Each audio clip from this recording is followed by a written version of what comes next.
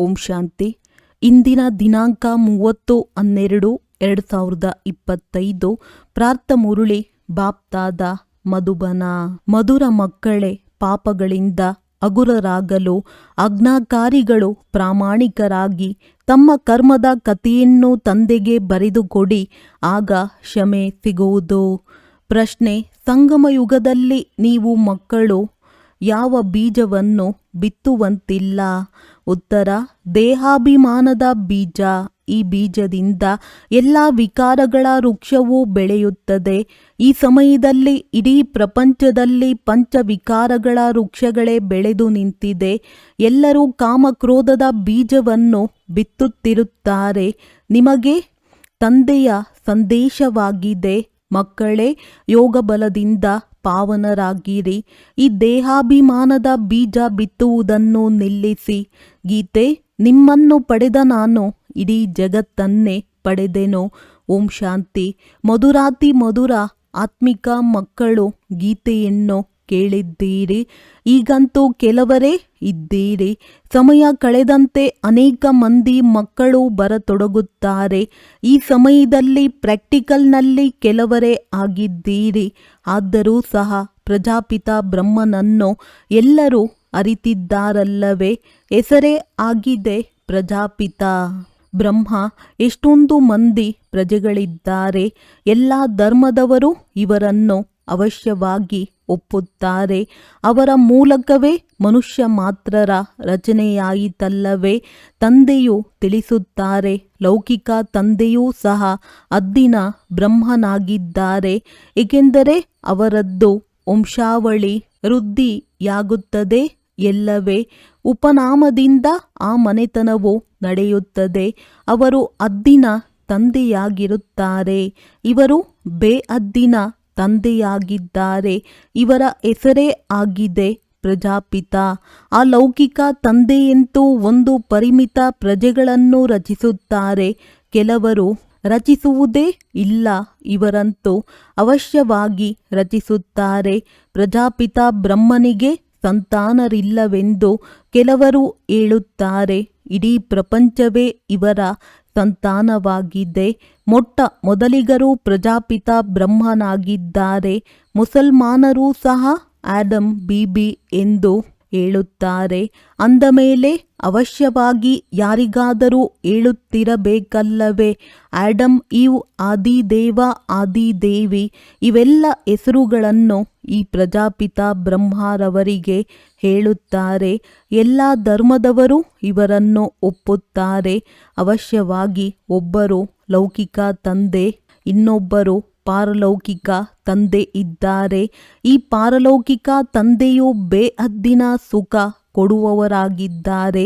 ನೀವು ಪುರುಷಾರ್ಥವನ್ನು ಸಹ ಬೇಹದ್ದಿನ ಸ್ವರ್ಗದ ಸುಖಕ್ಕಾಗಿಯೇ ಮಾಡುತ್ತೀರಿ. ಇಲ್ಲಿ ಬೇಹದ್ದಿನ ತಂದೆಯಿಂದ ಬೇಹದ್ದಿನ ಸುಖದ ಆಸ್ತಿಯನ್ನು ಪಡೆಯಲು ಬಂದಿದ್ದೀರಿ. ಸ್ವರ್ಗದಲ್ಲಿ ಬೇಹದ್ದಿನ ಸುಖ, ನರಕದಲ್ಲಿ ಬೇಹದ್ದಿನ ದುಃಖವೆಂದು ಹೇಳಬಹುದು. ಇನ್ನೂ ಬಹಳಷ್ಟು ದುಃಖವು ಬರಲಿದೆ. ಅಯ್ಯೋ ಅಯ್ಯೋ ಎನ್ನುತ್ತಿರುತ್ತಾರೆ. ತಂದೆಯು ನಿಮಗೆ ಇಡೀ ವಿಶ್ವದ ಆದಿ ಮಧ್ಯ ಅಂತ್ಯದ ರಹಸ್ಯವನ್ನು ತಿಳಿಸಿದ್ದಾರೆ. ನೀವು ಮಕ್ಕಳು ಸನ್ಮುಖದಲ್ಲಿ ಕುಳಿತಿದ್ದೀರಿ ಮತ್ತು ಪುರುಷಾರ್ಥವನ್ನು ಮಾಡುತ್ತೀರಿ. ಇವರು ಮಾತಾಪಿತಾ ಇಬ್ಬರೂ ಆದರಲ್ಲವೇ? ಎಷ್ಟೊಂದು ಮಂದಿ ಮಕ್ಕಳಿದ್ದೀರಿ. ಬೇಹದ್ದಿನ ಮಾತಾಪಿತರೊಂದಿಗೆ ಎಂದೂ ಯಾವುದೇ ಶತ್ರುತ್ವವನ್ನು ಇಟ್ಟುಕೊಳ್ಳುವುದಿಲ್ಲ. ಮಾತಾಪಿತರಿಂದ ಎಷ್ಟೊಂದು ಸುಖ ಸಿಗುತ್ತದೆ. ಆದ್ದರಿಂದಲೇ ನೀವು ಮಾತಾಪಿತಾ ಬಂಧುಶ್ಚ ಸಖ ಎಂದು ಆಡುತ್ತಾರೆ. ಇದನ್ನು ನೀವು ಮಕ್ಕಳೇ ತಿಳಿದುಕೊಂಡಿದ್ದೀರಿ. ಅನ್ಯ ಧರ್ಮದವರೆಲ್ಲರೂ ತಂದೆಯೆಂದೇ ಕರೆಯುತ್ತಾರೆ, ಮಾತಾಪಿತರೆಂದು ಹೇಳುವುದಿಲ್ಲ. ಕೇವಲ ಇಲ್ಲಷ್ಟೇ ನೀವು ಮಾತಾಪಿತಾ, ನಾನು ನಿಮ್ಮ ಬಾಲಕ ಎಂದು ಆಡುತ್ತಾರೆ. ನಾವು ಓದಿ ಮನುಷ್ಯರಿಂದ ದೇವತೆ, ಮುಳ್ಳುಗಳಿಂದ ಹೂಗಳಾಗುತ್ತಿದ್ದೇವೆಂದು ನೀವು ಮಕ್ಕಳು ತಿಳಿದುಕೊಂಡಿದ್ದೀರಿ. ತಂದೆಯು ಅಂಬಿಗನೂ ಆಗಿದ್ದಾರೆ, ಹೂದೋಟದ ಮಾಲೀಕನೂ ಆಗಿದ್ದಾರೆ. ಉಳಿದಂತೆ ನೀವು ಬ್ರಾಹ್ಮಣರೆಲ್ಲರೂ ಅನೇಕ ಪ್ರಕಾರದ ಮಾಲಿಗಳಾಗಿದ್ದೀರಿ. ಮೊಘಲ್ ಗಾರ್ಡನ್ನ ಮಾಲಿಯೂ ಇರುತ್ತಾರಲ್ಲವೇ, ಅವರ ಸಂಬಳವೂ ಅಷ್ಟೇ ಚೆನ್ನಾಗಿರುತ್ತದೆ. ಮಾಲಿಗಳಲ್ಲಿಯೂ ನಂಬರ್ ವಾರ್ ಇರುತ್ತಾರೆ. ಕೆಲವರು ಎಷ್ಟು ಒಳ್ಳೊಳ್ಳೆಯ ಹೂಗಳನ್ನು ಬೆಳೆಸುತ್ತಾರೆ. ಹೂಗಳಲ್ಲಿ ರಾಜಾ ಹೂವು ಸಹ ಇರುತ್ತದೆ. ಸತ್ಯಯುಗದಲ್ಲಿ ರಾಜ ರಾಣಿ ಹೂಗಳು ಇರುತ್ತವೆ ಎಲ್ಲವೇ. ಇಲ್ಲಿ ಬಲೆ ಮಹಾರಾಜ ಮಹಾರಾಣಿ ಇದ್ದಾರೆ, ಆದರೆ ಹೂಗಳಾಗಿಲ್ಲ. ಪತಿತರಾಗುವುದರಿಂದ ಮುಳ್ಳುಗಳಂತಾಗಿ ಬಿಡುತ್ತಾರೆ. ಮಾರ್ಗದಲ್ಲಿ ನಡೆಯುತ್ತಾ ನಡೆಯುತ್ತಾ ಮುಳ್ಳನ್ನು ಚುಚ್ಚಿ ಓಡಿ ಹೋಗುತ್ತಾರೆ. ಅಜಾಮಿಳರೆಂದು ಅವರಿಗೆ ಹೇಳಲಾಗುತ್ತದೆ. ಎಲ್ಲರಿಗಿಂತ ಹೆಚ್ಚು ಭಕ್ತಿಯನ್ನೂ ಸಹ ನೀವು ಮಾಡುತ್ತೀರಿ. ವಾಮ ಮಾರ್ಗದಲ್ಲಿ ಇಳಿಯುವ ಚಿತ್ರಗಳನ್ನು ನೋಡಿ ಎಷ್ಟು ಕೆಟ್ಟದಾಗಿ ತೋರಿಸಿದ್ದಾರೆ. ದೇವತೆಗಳ ಚಿತ್ರವನ್ನೇ ತೋರಿಸಿದ್ದಾರೆ. ಈಗ ಅವು ವಾಮ ಮಾರ್ಗದ ಚಿತ್ರಗಳಾಗಿವೆ. ಈಗ ನೀವು ಮಕ್ಕಳು ಇವೆಲ್ಲ ಮಾತುಗಳನ್ನು ತಿಳಿದುಕೊಂಡಿದ್ದೀರಿ. ನೀವೀಗ ಬ್ರಾಹ್ಮಣರಾಗಿದ್ದೀರಿ. ವಿಕಾರಗಳಿಂದ ಬಹಳ ದೂರ ದೂರ ಹೋಗುತ್ತೀರಿ. ಬ್ರಾಹ್ಮಣರಲ್ಲಿ ಸಹೋದರ ಸಹೋದರಿಯರ ಜೊತೆ ವಿಕಾರದಲ್ಲಿ ಹೋಗುವುದು ಬಹಳ ದೊಡ್ಡ ವಿಕಾರಿ ದೃಷ್ಟಿ ಆಗಿಬಿಡುವುದು. ಹೆಸರೇ ಹಾಳಾಗಿ ಬಿಡುತ್ತದೆ. ಆದ್ದರಿಂದ ಬಾಲ್ಯದಿಂದಲೇ ಏನಾದರೂ ಕೆಟ್ಟ ಕೆಲಸಗಳನ್ನು ಮಾಡಿದ್ದರೆ ಅದನ್ನು ತಂದೆಗೆ ತಿಳಿಸಿರಿ. ಆಗ ಅರ್ಧ ಪಾಪವು ಕಡಿಮೆಯಾಗುತ್ತದೆ. ನೆನಪಂತೂ ಇರುತ್ತದೆ ಎಲ್ಲವೇ. ಇಂತಹ ಸಮಯದಲ್ಲಿ ನಾವು ಇಂತಹ ಕೆಟ್ಟ ಕೆಲಸವನ್ನು ಮಾಡಿದೆವು ಎಂದು ತಂದೆಗೆ ಬರೆದುಕೊಡುತ್ತಾರೆ.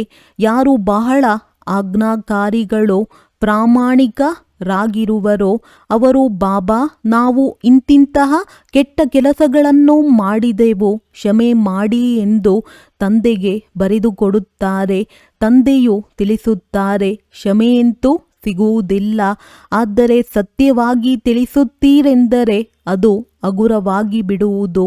ಹಾಗೆಂದು ಮರೆತು ಹೋಗುತ್ತದೆ ಎಂದಲ್ಲ, ಮರೆಯಲು ಸಾಧ್ಯವಿಲ್ಲ. ಮುಂದೆ ಇಂತಹ ಯಾವುದೇ ಕರ್ಮವಾಗಬಾರದು. ಅದಕ್ಕಾಗಿ ಎಚ್ಚರಿಕೆ ನೀಡುತ್ತೇನೆ. ಬಾಕಿ ಮನಸ್ಸಂತೂ ಅವಶ್ಯವಾಗಿ ತಿನ್ನುತ್ತದೆ. ಬಾಬಾ, ನಾವಂತೂ ಅಜಾಮಿಳರಾಗಿದ್ದೆವು ಎಂದು ಹೇಳುತ್ತಾರೆ. ಇದೇ ಜನ್ಮದ ಮಾತಾಗಿದೆ. ಇದನ್ನೂ ಸಹ ಈಗ ನೀವು ತಿಳಿದುಕೊಂಡಿದ್ದೀರಿ. ಯಾವಾಗಿನಿಂದ ವಾಮ ಮಾರ್ಗದಲ್ಲಿ ಬಂದು ಪಾಪಾತ್ಮರಾಗಿದ್ದೀರಿ. ಈಗ ತಂದೆಯು ಪುನಃ ನಮ್ಮನ್ನು ಪುಣ್ಯಾತ್ಮರನ್ನಾಗಿ ಮಾಡುತ್ತಾರೆ. ಪುಣ್ಯಾತ್ಮರ ಪ್ರಪಂಚವೇ ಬೇರೆಯಾಗಿದೆ. ಬಲೆ ಪ್ರಪಂಚವು ಒಂದೇ ಆಗಿದೆ. ಆದರೆ ಈಗ ನಿಮಗೆ ಅರ್ಥವಾಗಿದೆ. ಇದರಲ್ಲಿ ಎರಡು ಭಾಗಗಳಿವೆ. ಒಂದು ಪುಣ್ಯಾತ್ಮರ ಪ್ರಪಂಚ, ಅದಕ್ಕೆ ಸ್ವರ್ಗವೆಂದು ಹೇಳಲಾಗುತ್ತದೆ. ಇನ್ನೊಂದು ಪಾಪಾತ್ಮರ ಪ್ರಪಂಚ, ಯಾವುದಕ್ಕೆ ನರಕ ದುಃಖಧಾಮವೆಂದು ಹೇಳಲಾಗುತ್ತದೆ. ದುಃಖದ ಪ್ರಪಂಚ ಮತ್ತು ಸುಖದ ಪ್ರಪಂಚ. ದುಃಖದ ಪ್ರಪಂಚದಲ್ಲಿ ಎಲ್ಲರೂ ಸಹ ನಮ್ಮನ್ನು ಮುಕ್ತಗೊಳಿಸಿ ಮನೆಗೆ ಕರೆದುಕೊಂಡು ಹೋಗಿ ಎಂದು ಚೀರಾಡುತ್ತಿರುತ್ತಾರೆ. ಇದನ್ನೂ ಸಹ ಮಕ್ಕಳು ತಿಳಿದುಕೊಂಡಿದ್ದೀರಿ. ಮನೆ ಪರಮಧಾಮ. ಮನೆಯಲ್ಲಿ ಹೋಗಿ ಕುಳಿತು ಬಿಡುವಂತಿಲ್ಲ. ಮತ್ತೆ ಪಾತ್ರವನ್ನಭಿನಯಿಸಲು ಬರಬೇಕಾಗಿದೆ. ಈ ಸಮಯದಲ್ಲಿ ಇಡೀ ಪ್ರಪಂಚವೇ ಪತಿತವಾಗಿದೆ. ಈಗ ತಂದೆಯ ಮೂಲಕ ನೀವು ಪಾವನರಾಗುತ್ತಿದ್ದೀರಿ. ಲಕ್ಷ್ಯವು ಸನ್ಮುಖದಲ್ಲಿದೆ. ಮತ್ಯಾರೂ ಸಹ ನಾವು ಈ ರೀತಿಯಾಗುತ್ತಿದ್ದೇವೆಂದು ಗುರಿ ಧ್ಯೇಯವನ್ನು ತೋರಿಸುವುದಿಲ್ಲ. ತಂದೆಯೂ ತಿಳಿಸುತ್ತಾರೆ, ಮಕ್ಕಳೇ, ನೀವೇ ಇಷ್ಟು ಶ್ರೇಷ್ಠರಾಗಿದ್ದೀರಿ. ಈಗ ಇಲ್ಲ, ಪೂಜ್ಯರಾಗಿದ್ದೀರಿ. ಈಗ ಪೂಜಾರಿಗಳಾಗಿ ಬಿಟ್ಟಿದ್ದೀರಿ. ಈಗ ಪುನಃ ಪೂಜ್ಯರಾಗಲು ಪುರುಷಾರ್ಥ ಮಾಡಬೇಕು. ತಂದೆಯು ಎಷ್ಟು ಚೆನ್ನಾಗಿ ಪುರುಷಾರ್ಥ ಮಾಡಿಸುತ್ತಾರೆ. ನಾನು ರಾಜಕುಮಾರನಾಗುತ್ತೇನೆ ಎಂದು ಈ ಬ್ರಹ್ಮ ತಂದೆಯು ತಿಳಿದುಕೊಳ್ಳುತ್ತಾರಲ್ಲವೇ. ಇವರು ಮೊಟ್ಟ ಮೊದಲಿಗನಾಗಿದ್ದಾರೆ. ಆದರೂ ಸಹ ಪ್ರತಿ ಸಮಯ ನೆನಪು ಇರುವುದಿಲ್ಲ. ಮರೆತು ಹೋಗುತ್ತಾರೆ. ಯಾರೆಷ್ಟಾದರೂ ಪರಿಶ್ರಮ ಪಡಲಿ, ಆದರೆ ಇನ್ನು ಆ ಸ್ಥಿತಿಯು ಬರುವುದಿಲ್ಲ. ಯಾವಾಗ ಯುದ್ಧದ ಸಮಯವೂ ಬರುವುದೋ ಆಗ ಕರ್ಮಾತೀತ ಸ್ಥಿತಿಯಾಗುವುದು. ಪುರುಷಾರ್ಥವನ್ನಂತೂ ಎಲ್ಲರೂ ಮಾಡಬೇಕಲ್ಲವೇ? ಇವರು ಮಾಡಬೇಕಾಗಿದೆ. ನೀವು ತಿಳಿಸುತ್ತೀರಿ. ಚಿತ್ರದಲ್ಲಿ ನೋಡಿ, ತಂದೆಯ ಚಿತ್ರವು ಎಲ್ಲಿದೆ? ಒಮ್ಮೆಲೆ ವೃಕ್ಷದ ಕೊನೆಯಲ್ಲಿ ನಿಂತಿದ್ದಾರೆ, ಪತಿತ ಪ್ರಪಂಚದಲ್ಲಿ, ಮತ್ತು ಕೆಳಗೆ ತಪಸ್ಸು ಮಾಡುತ್ತಿದ್ದಾರೆ. ಎಷ್ಟು ಸಹಜವಾಗಿ ತಿಳಿಸಿಕೊಡಬಹುದಾಗಿದೆ. ಇವೆಲ್ಲ ಮಾತುಗಳನ್ನು ತಂದೆಯೇ ತಿಳಿಸಿದ್ದಾರೆ. ಇವರಿಗೂ ತಿಳಿದಿರಲಿಲ್ಲ. ಶಿವತಂದೆಯೇ ಜ್ಞಾನಪೂರ್ಣನಾಗಿದ್ದಾರೆ. ಅವರನ್ನೇ ಏ ಪರಮಪಿತ ಪರಮಾತ್ಮನೇ ಬಂದು ನಮ್ಮ ದುಃಖವನ್ನು ದೂರ ಮಾಡು ಎಂದು ಎಲ್ಲರೂ ನೆನಪು ಮಾಡುತ್ತಾರೆ. ಬ್ರಹ್ಮ, ವಿಷ್ಣು, ಶಂಕರರು ದೇವತೆಗಳಾಗಿದ್ದಾರೆ. ಮೂಲ ವತನದಲ್ಲಿರುವ ಆತ್ಮಗಳಿಗೆ ದೇವತೆಗಳೆಂದು ಹೇಳಲಾಗುವುದಿಲ್ಲ. ಬ್ರಹ್ಮ, ವಿಷ್ಣು, ಶಂಕರನ ರಹಸ್ಯವನ್ನೂ ಸಹ ತಂದೆಯು ತಿಳಿಸಿದ್ದಾರೆ. ಬ್ರಹ್ಮ, ಲಕ್ಷ್ಮೀ ನಾರಾಯಣ ಇವರೆಲ್ಲರೂ ಇಲ್ಲಿಯೇ ಇರುವರಲ್ಲವೇ? ಕೇವಲ ನೀವು ಮಕ್ಕಳಿಗೆ ಈ ಸಮಯದಲ್ಲಿಯೇ ಸೂಕ್ಷ್ಮವತನದ ಸಾಕ್ಷಾತ್ಕಾರವಾಗುತ್ತದೆ. ಈ ಬ್ರಹ್ಮರವರೂ ಸಹ ಫರಿಷ್ಠೆಯಾಗಿದ್ದಾರೆ. ಇದನ್ನು ಮಕ್ಕಳು ತಿಳಿದುಕೊಂಡಿದ್ದೀರಿ. ಯಾರು ಏಣಿಯ ಚಿತ್ರದಲ್ಲಿ ಮೇಲೆ ನಿಂತಿದ್ದಾರೆಯೋ ಅವರೇ ಮತ್ತೆ ಕೆಳಗೆ ತಪಸ್ಸು ಮಾಡುತ್ತಿದ್ದಾರೆ. ಚಿತ್ರದಲ್ಲಿ ಬಹಳ ಸ್ಪಷ್ಟವಾಗಿ ತೋರಿಸಲಾಗಿದೆ. ಅಂದ ಮೇಲೆ ಇವರು ಬ್ರಹ್ಮ ತಮ್ಮನ್ನು ಭಗವಂತನೆಂದು ಎಲ್ಲಿ ಕರೆಸಿಕೊಳ್ಳುತ್ತಾರೆ? ಇವರೂ ಸಹ ಹೇಳುತ್ತಾರೆ, ನಾನು ಬಹಳ ಕನಿಷ್ಠನಾಗಿದ್ದೆನು. ತತತ್ವಂ ಅರ್ಥಾತ್ ಪುನಃ ಶ್ರೇಷ್ಠನಾಗುತ್ತಿದ್ದೇನೆ. ನೀವೂ ಸಹ ಶ್ರೇಷ್ಠರಾಗುತ್ತಿದ್ದೀರಿ. ತತತ್ವಂ ಎಷ್ಟು ಸಹಜ ತಿಳಿದುಕೊಳ್ಳುವ ಮಾತುಗಳಾಗಿವೆ ಎಂದಾದರೂ ಯಾರಾದರೂ ಕೇಳಿದರೆ ಹೇಳಿ ನೋಡಿ. ಇವರು ಕಲಿಯುಗದ ಅಂತ್ಯದಲ್ಲಿ ನಿಂತಿದ್ದಾರಲ್ಲವೇ? ತಂದೆಯೂ ತಿಳಿಸುತ್ತಾರೆ, ಯಾವಾಗ ಜಡ್ಜಡೀಭೂತ ಸ್ಥಿತಿ ವಾನಪ್ರಸ್ಥ ಸ್ಥಿತಿಯಾಗುವುದೋ ಆಗ ನಾನು ಇವರಲ್ಲಿ ಪ್ರವೇಶ ಮಾಡುತ್ತೇನೆ. ಈಗ ರಾಜಯೋಗದ ತಪಸ್ಸು ಮಾಡುತ್ತಿದ್ದಾರೆ. ತಪಸ್ಸು ಮಾಡುವವರಿಗೆ ದೇವತೆಗಳೆಂದು ಹೇಗೆ ಹೇಳುತ್ತೀರಿ? ರಾಜಯೋಗವನ್ನು ಕಲಿತು ನಂತರ ದೇವತೆಗಳಾಗುತ್ತಾರೆ. ನೀವು ಮಕ್ಕಳನ್ನೂ ಸಹ ಇಂತಹ ಕಿರೀಟಧಾರಿಗಳನ್ನಾಗಿ ಮಾಡುತ್ತಾರಲ್ಲವೇ? ಇವರೇ ದೇವತೆಯಾಗಿದ್ದಾರೆ. ಹೇಗೆ 10-20 ಮಂದಿಯ ಚಿತ್ರವನ್ನು ಇಡಬಹುದು? ಇವರು ಈ ರೀತಿ ಆಗುತ್ತಾರೆ ಎಂಬುದನ್ನು ಇದರ ಮೂಲಕ ತೋರಿಸಬಹುದಾಗಿದೆ. ಮೊದಲು ಹೀಗೆ ಎಲ್ಲರ ಭಾವಚಿತ್ರಗಳು ತೆಗೆಯಲ್ಪಟ್ಟಿದೆ.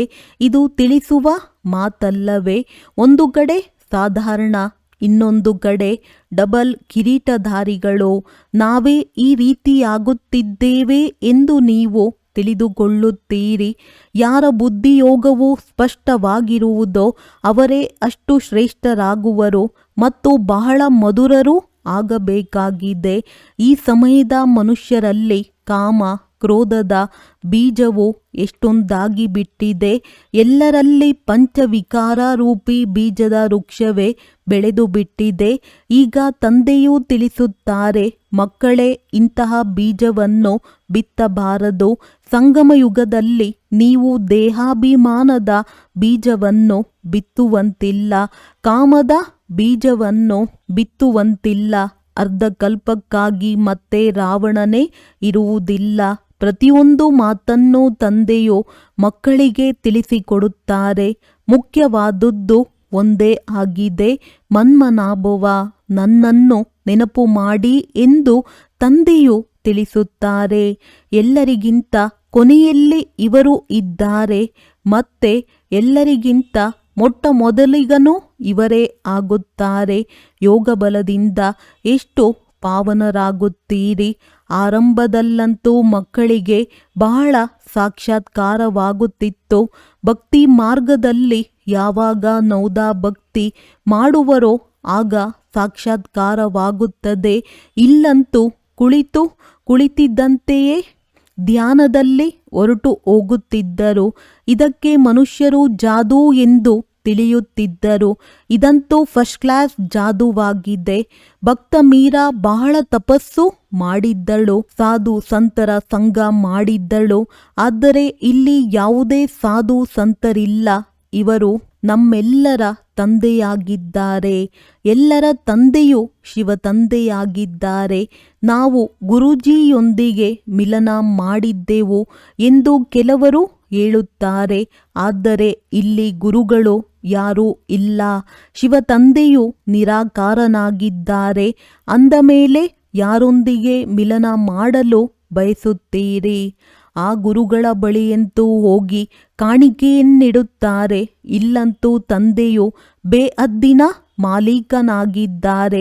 ಇಲ್ಲಿ ಯಾವುದೇ ಕಾಣಿಕೆಯನ್ನು ಕೊಡುವ ಮಾತಿಲ್ಲ. ಅವರು ತೆಗೆದುಕೊಂಡು ಈ ಹಣವನ್ನೇನು ಮಾಡುತ್ತಾರೆ? ನಾನು ವಿಶ್ವದ ಮಾಲೀಕನಾಗುತ್ತೇನೆಂದು ಈ ಬ್ರಹ್ಮರವರೂ ಸಹ ತಿಳಿದುಕೊಳ್ಳುತ್ತಾರೆ. ಮಕ್ಕಳು ಏನೆಲ್ಲ ಹಣ ಇತ್ಯಾದಿಗಳನ್ನು ಕೊಡುವರೋ ಅದರಿಂದ ಅವರಿಗಾಗಿಯೇ ಮನೆ ಇತ್ಯಾದಿಗಳನ್ನು ಕಟ್ಟಿಸುತ್ತಾರೆ. ಹಣವಂತೂ ಈ ಶಿವ ತಂದೆಗಾಗಲಿ ಬ್ರಹ್ಮ ತಂದೆಗಾಗಲಿ ಬೇಕಾಗಿಲ್ಲ. ಈ ಮನೆಗಳನ್ನು ಸಹ ಮಕ್ಕಳಿಗಾಗಿಯೇ ಕಟ್ಟಿಸಲಾಗುತ್ತದೆ. ಮಕ್ಕಳೇ, ಬಂದು ಇರುತ್ತೀರಿ. ಕೆಲವರು ಬಡವರಿರುತ್ತಾರೆ, ಕೆಲವರು ಸಾಹುಕಾರರಿರುತ್ತಾರೆ. ಬಾಬಾ, ನಮ್ಮ ಈ ಹಣದಿಂದ ಒಂದು ಇಟ್ಟಿಗೆಯನ್ನಾದರೂ ಹಾಕಿರಿ ಎಂದು ಕೆಲವರು 2 ರೂಪಾಯಿಗಳನ್ನು ಕಳುಹಿಸುತ್ತಾರೆ, ಕೆಲವರು 1000 ರೂಪಾಯಿಗಳನ್ನು ಕಳುಹಿಸುತ್ತಾರೆ. ಭಾವನೆಯಂತೂ ಇಬ್ಬರದ್ದು ಒಂದೇ ಆಗಿದೆಯಲ್ಲವೇ? ಆದ್ದರಿಂದ ಇಬ್ಬರ ಪುಣ್ಯವು ಸಮಾನವಾಗಿ ಬಿಡುತ್ತದೆ. ಮತ್ತೆ ಮಕ್ಕಳು ಬಂದಾಗ ಎಲ್ಲಿ ಬೇಕೋ ಅಲ್ಲಿ ಇರುವರು. ಯಾರು ಮನೆಯನ್ನು ಕಟ್ಟಿಸಿದ್ದಾರೆಯೋ ಅವರು ಒಂದು ವೇಳೆ ಬಂದರೆ ಅವರನ್ನು ಬಹಳ ಚೆನ್ನಾಗಿ ನೋಡಿಕೊಳ್ಳಬೇಕಾಗುತ್ತದೆ. ಇದರಿಂದ ಕೆಲವರು ತಂದೆಯೂ ಸಹ ಒಬ್ಬೊಬ್ಬರನ್ನು ನೋಡಿ ಖಾತರಿ ಮಾಡುತ್ತಾರೆಂದು ಹೇಳಿಬಿಡುತ್ತಾರೆ. ಅರೆ, ಅವಶ್ಯವಾಗಿ ಆ ರೀತಿ ಮಾಡಲೇಬೇಕಾಗುತ್ತದೆ ಎಲ್ಲವೇ? ಕೆಲವರನ್ನು ಎಲ್ಲಿ ಕೂರಿಸಿದರೂ ಕುಳಿತುಕೊಳ್ಳುತ್ತಾರೆ. ಇನ್ನು ಕೆಲವರು ಬಹಳ ನಾಜೂಕಾಗಿರುತ್ತಾರೆ. ವಿದೇಶದಲ್ಲಿರುವವರು ಬಹಳ ದೊಡ್ಡ ದೊಡ್ಡ ಮೆಹಲುಗಳಲ್ಲಿರುತ್ತಾರೆ. ಒಂದೊಂದು ದೇಶದಿಂದಲೂ ದೊಡ್ಡ ದೊಡ್ಡ ಸಾಹುಕಾರರು ಒಂದು ವೇಳೆ ನಿಶ್ಚಯ ಬುದ್ಧಿಯವರಾದರೆ ಮನೆಗಳನ್ನು ಅದೇ ರೀತಿ ಕಟ್ಟಿಸುತ್ತಾರೆ. ಇಲ್ಲಿ ನೋಡಿ, ಎಷ್ಟೊಂದು ಮಂದಿ ಮಕ್ಕಳು ಬರುತ್ತಾರೆ. ಮತ್ಯಾವ ತಂದೆಗೂ ಇಂತಹ ವಿಚಾರಗಳಿರುವುದಿಲ್ಲ. ಬಲೆ ಅವರಿಗೆ 10, 12 ಅಥವಾ 20 ಮಂದಿ ಮಕ್ಕಳು ಮೊಮ್ಮಕ್ಕಳಿರಬಹುದು. ಕೆಲವರಿಗೆ 200, 500 ಮಂದಿಯೂ ಇರಬಹುದು. ಆದರೆ ಇದಕ್ಕಿಂತಲೂ ಹೆಚ್ಚು ಇರಲು ಸಾಧ್ಯವಿಲ್ಲ. ಇಲ್ಲಿ ತಂದೆಯ ಪರಿವಾರವನ್ನು ನೋಡಿ ಎಷ್ಟು ದೊಡ್ಡದಾಗಿದೆ. ಇನ್ನೂ ಹೆಚ್ಚು ವೃದ್ಧಿಯಾಗುವುದು. ಇಲ್ಲಿ ರಾಜಧಾನಿಯು ಸ್ಥಾಪನೆಯಾಗುತ್ತಿದೆ. ತಂದೆಯ ಪರಿವಾರವು ಎಷ್ಟೊಂದಾಗುವುದು. ಮತ್ತೆ ಪ್ರಜಾಪಿತ ಬ್ರಹ್ಮನ ಪರಿವಾರವು ಎಷ್ಟೊಂದಾಯಿತು. ಕಲ್ಪಕಲ್ಪವು ಯಾವಾಗ ತಂದೆಯು ಬರುವರು ಆಗಲೇ ಅದ್ಭುತ ಮಾತುಗಳು ನಿಮ್ಮ ಕಿವಿಗಳಲ್ಲಿ ಬೀಳುತ್ತವೆ. ಏ ಪ್ರಭು, ನಿನ್ನ ಗತಿಮತವು ಎಲ್ಲರಿಗಿಂತ ಭಿನ್ನವಾಗಿದೆ ಎಂದು ಆ ತಂದೆಗಾಗಿಯೇ ನೀವು ಹೇಳುತ್ತೀರಿ. ಭಕ್ತಿ ಮತ್ತು ಜ್ಞಾನದಲ್ಲಿ ನೋಡಿ ಎಷ್ಟೊಂದು ಅಂತರವಿದೆ. ತಂದೆಯು ನಿಮಗೆ ತಿಳಿಸುತ್ತಾರೆ, ಸ್ವರ್ಗದಲ್ಲಿ ಹೋಗಬೇಕೆಂದರೆ ದೈವಿ ಗುಣಗಳನ್ನು ಧಾರಣೆ ಮಾಡಿಕೊಳ್ಳಿ. ಈಗಂತೂ ಮನುಷ್ಯರು ಮುಳ್ಳುಗಳಾಗಿದ್ದಾರಲ್ಲವೇ? ನಾನು ನಿರ್ಗುಣನಲ್ಲಿ ಯಾವುದೇ ಗುಣವಿಲ್ಲವೆಂದು ಆಡುತ್ತಿರುತ್ತಾರೆ. ಬಾಕಿ 5 ವಿಕಾರಗಳ ಅವಗುಣಗಳು ಎಲ್ಲರಲ್ಲಿಯೂ ಇದೆ. ರಾವಣ ರಾಜ್ಯವಾಗಿದೆ. ಈಗ ನಿಮಗೆ ಎಷ್ಟು ಒಳ್ಳೆಯ ಜ್ಞಾನವು ಸಿಗುತ್ತದೆ. ಈ ಜ್ಞಾನವು ಎಷ್ಟು ಖುಷಿ ಕೊಡುವುದೋ ಅಷ್ಟು ಬೇರೆ ಯಾವ ಜ್ಞಾನವೂ ಕೊಡುವುದಿಲ್ಲ. ನೀವು ತಿಳಿದುಕೊಂಡಿದ್ದೀರಿ, ನಾವಾತ್ಮಗಳು ಮೇಲೆ ಮೂಲವತನದ ನಿವಾಸಿಗಳಾಗಿದ್ದೇವೆ.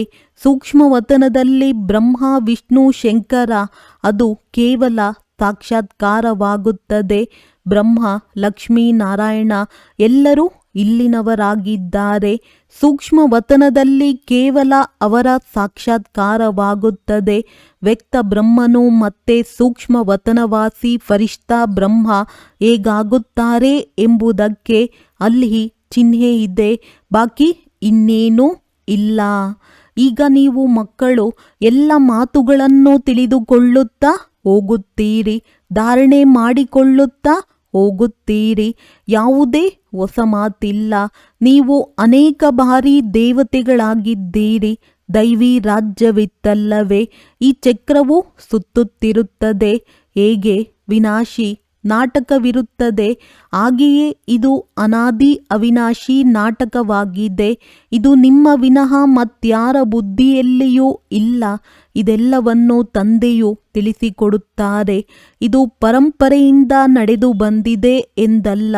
ಈ ಜ್ಞಾನವನ್ನು ನಿಮಗೆ ಈಗಲೇ ತಿಳಿಸುತ್ತೇನೆ. ನಂತರ ಇದು ಪ್ರಾಯಲೋಪವಾಗಿ ಬಿಡುತ್ತದೆ. ನೀವು ರಾಜ್ಯ ಪದವಿಯನ್ನು ಪ್ರಾಪ್ತಿ ಮಾಡಿಕೊಂಡ ಮೇಲೆ ಸತ್ಯಯುಗದಲ್ಲಿ ಈ ಜ್ಞಾನವಿರುವುದಿಲ್ಲ. ಒಳ್ಳೆಯದು. ಮಧುರಾತಿ ಮಧುರ ಅಗಲಿ ಹೋಗಿ ಮರಳಿ ಸಿಕ್ಕಿರುವ ಮಕ್ಕಳ ಪ್ರತಿ ಮಾತ್ಪಿತಾ ಬಾಪ್ ತಾದಾರವರ ನೆನಪು, ಪ್ರೀತಿ ಹಾಗೂ ಸುಪ್ರಭಾತ. ಆತ್ಮಿಕ ಮಕ್ಕಳಿಗೆ ಆತ್ಮಿಕ ತಂದೆಯ ನಮಸ್ತೆ. ಧಾರಣೆಗಾಗಿ ಮುಖ್ಯ ಸಾರ. ಸದಾ ಸ್ಮೃತಿ ಇರಲಿ, ನಾವೀಗ ಬ್ರಾಹ್ಮಣರಾಗಿದ್ದೇವೆ. ಆದ್ದರಿಂದ ವಿಕಾರಗಳಿಂದ ಬಹಳ ಬಹಳ ದೂರವಿರಬೇಕಾಗಿದೆ ಎಂದು ಕುದೃಷ್ಟಿಯಾಗಬಾರದು. ತಂದೆಯೊಂದಿಗೆ ಬಹಳ ಬಹಳ ಆಜ್ಞಾಕಾರಿ ಪ್ರಾಮಾಣಿಕರಾಗಿರಬೇಕಾಗಿದೆ. ಡಬಲ್ ಕಿರೀಟಧಾರಿ ದೇವತೆಗಳಾಗಲು ಬಹಳ ಮಧುರರಾಗಬೇಕು. ಬುದ್ಧಿಯೋಗವು ಸ್ಪಷ್ಟವಾಗಿ ಇರಬೇಕಾಗಿದೆ. ರಾಜಯೋಗದ ತಪಸ್ಸು ಮಾಡಬೇಕಾಗಿದೆ. ವರದಾನ: ಸದಾ ಬೇಅದ್ದಿನ ಸ್ಥಿತಿಯಲ್ಲಿ ಸ್ಥಿತರಾಗಿರುವಂತಹ ಬಂಧನ ಮುಕ್ತ ಜೀವನ್ಮುಕ್ತ ಭವ. ದೇಹ ಅಭಿಮಾನ ಅದ್ದಿನ ಸ್ಥಿತಿಯಾಗಿದೆ ಮತ್ತು ದೇಹಿ ಅಭಿಮಾನಿಗಳಾಗುವುದು ಬೇಅದ್ದಿನ ಸ್ಥಿತಿಯಾಗಿದೆ. ದೇಹದಲ್ಲಿ ಬರುವುದರಿಂದ ಅನೇಕ ಕರ್ಮ ಬಂಧನಗಳಲ್ಲಿ ಬರಬೇಕಾಗುತ್ತದೆ. ಆದರೆ ಯಾವಾಗ ದೇಹಿ ಆಗಿಬಿಡುವಿರಿ, ಆಗ ಈ ಎಲ್ಲ ಬಂಧನಗಳು ಸಮಾಪ್ತಿಯಾಗಿ ಬಿಡುವುದು. ಹೇಗೆ ಹೇಳಲಾಗುತ್ತದೆ, ಬಂಧನ ಮುಕ್ತರೇ ಜೀವನ್ಮುಕ್ತರು ಎಂದು. ಈ ರೀತಿ ಯಾರು ಬೇಅದ್ದಿನ ಸ್ಥಿತಿಯಲ್ಲಿ ಸ್ಥಿತರಾಗಿರುತ್ತಾರೆ ಅವರು ಜಗತ್ತಿನ ವಾಯುಮಂಡಲ, ವೈಬ್ರೇಷನ್, ತಮೋಗುಣಿ ವೃತ್ತಿಗಳು, ಮಾಯೆಯ ವಾರ್ ಇದೆಲ್ಲದರಿಂದ ಮುಕ್ತರಾಗಿ ಬಿಡುತ್ತಾರೆ. ಇದಕ್ಕೆ ಹೇಳಲಾಗುವುದು ಜೀವನ್ಮುಕ್ತ ಸ್ಥಿತಿ.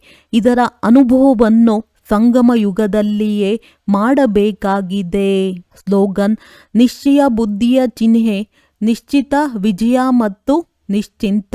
ಅವರ ಬಳಿ ವ್ಯರ್ಥ ಬರಲು ಸಾಧ್ಯವಿಲ್ಲ. ಅವ್ಯಕ್ತ ಸೂಚನೆ: ಈಗ ಸಂಪನ್ನ ಅಥವಾ ಕರ್ಮಾತೀತರಾಗುವುದರಲ್ಲಿ ತತ್ಪರರಾಗಿರಿ. ಕರ್ಮಗಳ ಗುಹ್ಯಗತಿಯನ್ನು ತಿಳಿದುಕೊಂಡು ಅರ್ಥಾತ್ ತ್ರಿಕಾಲದರ್ಶಿಯಾಗಿ ಪ್ರತಿ ಕರ್ಮವನ್ನು ಮಾಡಿ, ಆಗಲೇ ಕರ್ಮಾತೀತರಾಗಲು ಸಾಧ್ಯ. ಒಂದು ವೇಳೆ ಚಿಕ್ಕ ಚಿಕ್ಕ ತಪ್ಪುಗಳು ಸಂಕಲ್ಪ ರೂಪದಲ್ಲಿಯೂ ಆದರೆ ಅವುಗಳ ಲೆಕ್ಕಾಚಾರವು ಬಹಳ ಕಠಿಣವಾಗುತ್ತವೆ. ಅದಕ್ಕೆ ಚಿಕ್ಕ ಚಿಕ್ಕ ತಪ್ಪುಗಳನ್ನೂ ಸಹ ದೊಡ್ಡದೆಂದು ತಿಳಿಯಬೇಕು. ಏಕೆಂದರೆ ಈಗ ಸಂಪೂರ್ಣ ಸ್ಥಿತಿಯ ಸಮೀಪ ಬರುತ್ತಿದ್ದೀರಿ. ಒಳ್ಳೆಯದು. ಓಂ ಶಾಂತಿ.